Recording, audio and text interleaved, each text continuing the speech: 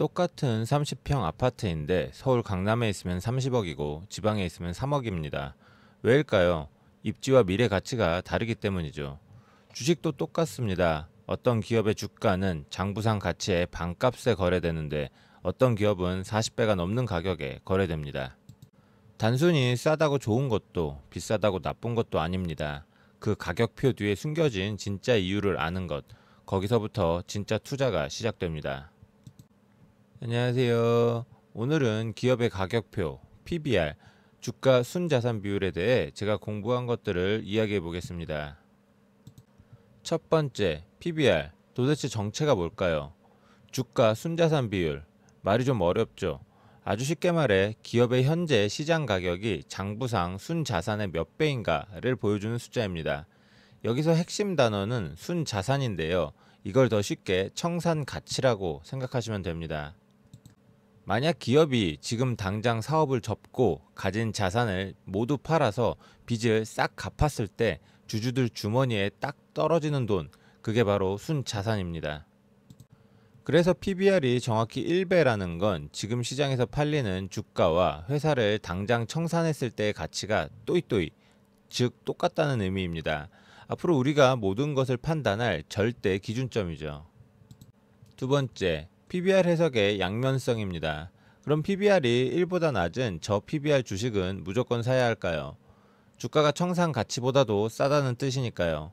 마치 명품 가방을 중고나라에서 반값에 파는 느낌이죠. 하지만 조심해야 합니다. 이게 시장의 오해로 싸게 나온 진품일 수도 있지만 사실은 아무도 거들떠 보지 않는 유행지난 상품, 즉 가치의 함정일 수도 있거든요. 반대로 PBR이 1보다 높은 고 PBR 주식은 무조건 피해야 할까요? 꼭 그렇지만은 않습니다. 시장이 그 기업의 미래 성장성이나 압도적인 기술력 같은 보이지 않는 가치에 후한 점수를 주고 있다는 뜻일 수 있습니다. 물론 그 기대에 미치지 못한다면 풍선처럼 부풀었던 주가가 한순간에 터져버릴 위험도 함께 가지고 있죠. 세 번째, PBR을 움직이는 진짜 엔진. 자기자본 이익률 ROE와 주가수익 비율 PER입니다. PBR은 혼자 움직이는 외로운 숫자가 아닙니다. 그 뒤에는 자기자본 이익률 ROE와 주가수익 비율 PER이라는 두 개의 강력한 엔진이 있습니다. PBR은 자기자본 이익률 곱하기 주가수익 비율이라는 공식으로 완벽하게 설명됩니다. 자기자본 이익률 ROE는 회사가 자기 돈으로 얼마나 장사를 잘하는가, 즉 수익 창출 능력을 의미합니다. 자동차로 치면 엔진의 마력 같은 거죠. 주가수익 비율 PER은 시장이 이 회사의 미래를 얼마나 밝게 보는가, 즉 미래 성장 기대치입니다. 이건 엑셀레이터 페달이라고 할 수 있겠네요. 결국 PBR이라는 자동차의 속도는 엔진 성능 ROE와 운전자의 기대감 PER이 합쳐져서 결정되는 겁니다. 이 공식을 이해해야 비로소 PBR 분석에 시동이 걸리게 됩니다. 네 번째, 국내 저 PBR 대표주자 현대자동차와 KB금융을 해부해 보겠습니다. 먼저 현대자동차입니다. PBR이 0.54배, 회사를 지금 당장 팔아도 주가보다 2배 가까이 남는다는 계산이 나옵니다. 그런데 자기자본 이익률 ROE는 12.43%로 돈도 꽤 잘 법니다. 그런데 왜 이렇게 쌀까요? 제가 분석해보니 자동차 산업 자체가 경기를 많이 타는 데다 전기차 전환이라는 거대한 파도 앞에서 투자자들이 불안감을 느끼고 있었습니다.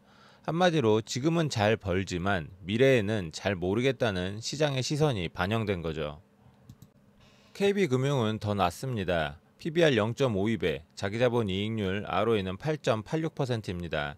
안정적이지만 시장은 여기까지가 한계인가 라고 보고 있는 겁니다. 성장성이 정체되어 있고 정부의 규제 리스크가 항상 따라다니죠.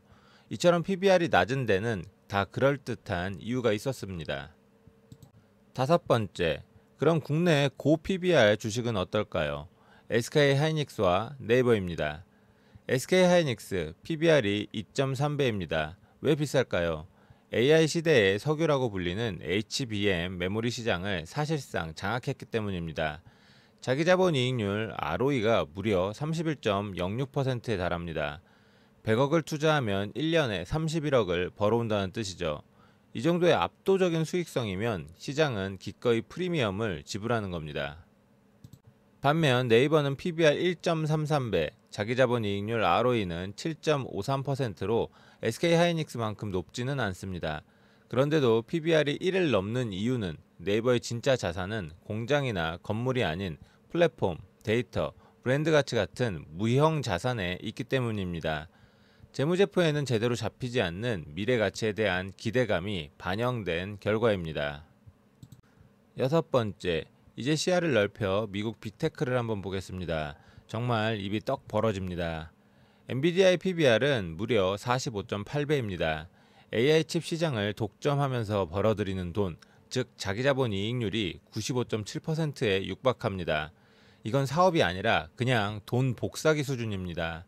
시장의 기대가 상상을 초월하는 이유가 바로 이 숫자에 있습니다. 애플은 더 흥미롭습니다. PBR 38.5배, 그런데 자기자본 이익률은 165.5%입니다. 아니 자기 돈 100억으로 어떻게 165억을 벌죠? 비결은 바로 자사주 매입이라는 영리한 재무 마술에 있습니다. 벌어들인 돈으로 자기 회사 주식을 계속 사들여서 없애버리니 장부상 자본, 분모가 줄어듭니다. 분모가 작아지니 자기 자본 이익률이 폭발적으로 튀어오르는 거죠. 강력한 브랜드와 생태계는 기본이고 이런 주주 친화적인 재무 전략이 애플의 높은 가치를 만들고 있었습니다. 일곱 번째, 한국과 미국 대표 기업 PBR을 한눈에 비교해 보시죠. 이 차트를 보시면 한국과 미국 시장의 차이가 극명하게 드러납니다. 왼쪽을 보시면 KB금융, 현대차 같은 한국 기업들은 PBR 1배선 근처에 다닥다닥 붙어 있습니다. 하지만 오른쪽 미국 기술주들은 저 멀리 날아가고 있죠. 이는 단순히 개별 기업의 차이를 넘어 주주환원 정책, 시장의 성장성에 대한 기대치 등 양국 증시의 구조적인 차이를 보여주는 대목입니다. 여덟 번째, 그래서 이 PBR을 어떻게 실전에서 써먹어야 할까요? 제가 찾은 세 가지 핵심 전략입니다. 첫째, 같은 산업 내에서 비교해야 합니다. 현대차 PBR을 네이버랑 비교하면 안 된다는 거죠. 자동차는 자동차끼리, 은행은 은행끼리 비교해야 의미가 있습니다. 둘째, 반드시 자기자본 이익률 ROE와 함께 분석해야 합니다. PBR은 낮은데 ROE가 높은 기업, 이런 녀석이 바로 흙 속의 진주일 가능성이 높습니다. 셋째, 과거 데이터를 활용하는 겁니다. 특히 반도체처럼 경기를 타는 주식들은 역사적으로 PBR이 낮았을 때가 기회였던 경우가 많습니다. 역사적 저점 PBR에 사서 고점 PBR에 파는 전략 아주 유효합니다. 아홉 번째, 최종 정리입니다. 오늘 PBR에 대해 공부해보니 이건 정답을 알려주는 숫자가 아니었습니다.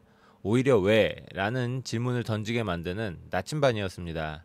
이 주식은 왜 싼가? 이 프리미엄은 정당한가? 이 질문에 스스로 답을 찾아가는 과정에서 비로소 진짜 투자의 기회가 보이기 시작했습니다. 결국 투자는 숫자를 넘어 그 뒤에 숨은 기업의 이야기와 산업의 흐름을 읽는 과정인 것 같습니다. PBR은 그 이야기의 첫 페이지를 열어주는 아주 훌륭한 열쇠지요. 이 열쇠를 여러분들도 잘 활용하셨으면 좋겠습니다.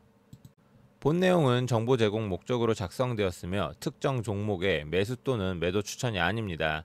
모든 투자의 최종 결정과 책임은 투자자 본인에게 있습니다.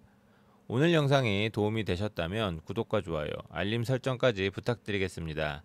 여러분의 응원이 다음 영상을 만드는데 정말 큰 힘이 됩니다. 시청해주셔서 감사합니다.